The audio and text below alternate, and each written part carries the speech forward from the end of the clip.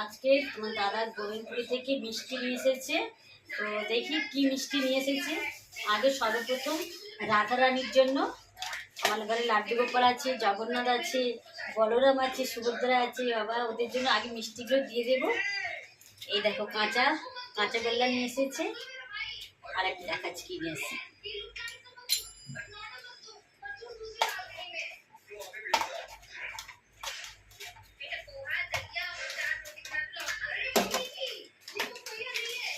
এই দেখো কাঁচা গোল্লা নিয়ে এসছে তোমার দাদা।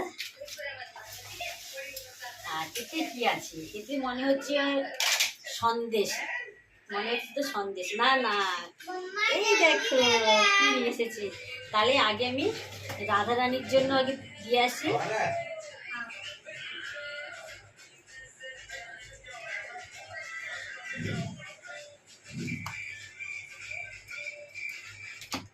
চলো আমি তো রাধারানীর জন্য এখন দিয়ে আসি। চলো, এই যে রাধারানীর জন্য আমি দিয়ে দিয়েছি।